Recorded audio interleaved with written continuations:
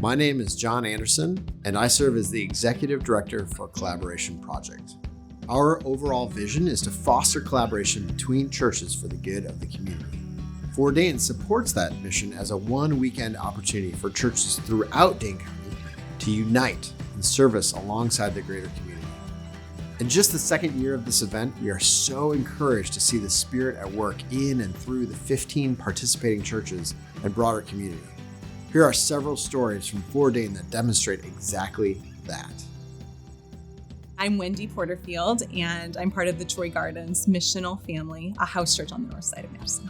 So we had 25 of us or so, including at least a dozen children, working with wheelbarrows and weed trimmers and lawnmowers and cutters and all kinds of things, just clearing the path. I am Andrew Henderson, Associate Pastor at City Church.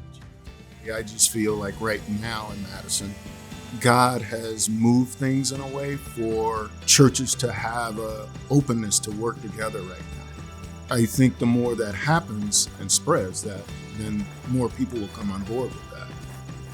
My name is Abby Sawchuk, and I am the lead pastor of New Culture Church and the director of Chi Alpha at University of Wisconsin.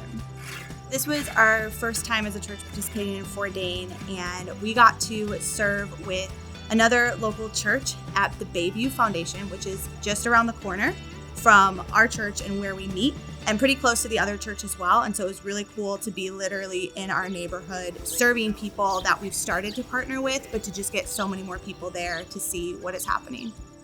I'm Pastor Andy Twighton, the pastor at Trinity Lutheran on the east side of Madison. I think we all have to have a bigger imagination for how God is at work in our context, and to know that the church is so much bigger than any one congregation. You might not be able to see all the ways that the Spirit can be at work yet, but we trust that planting seeds today will bear fruit down the road. I am Adam Tomlinson. I am the lead minister at Westwood Christian Church. I think it's so important for us to be reminded of the fact that we are not the only Christians in town, that there are other people who love Jesus, who follow God, who are doing what they can. And opportunities like For Dane are a great way to do good work with other good people and to be reminded of that truth. Well, I'm John Schmitz. I'm one of the parishioners at Blessed Sacrament Church in the west side of Madison. What I didn't fully appreciate was the difference we make in relationships. We got to know our Christian brothers and sisters who were doing parallel work the same day. And I think that was important for people to recognize and see that there's a lot of us here joining together, and we might not be physically next to each other, but we can still be a part of something that goes way beyond just our local church and our body of believers. I see schools as kind of the front line of community needs. In a lot of ways, they're more plugged into how our neighbors are doing than even our own congregation. They have a wider picture of the community, and so I just see them as a key partner in the well-being of our neighbors. And forming that relationship, strengthening that relationship will only draw us deeper into community with others.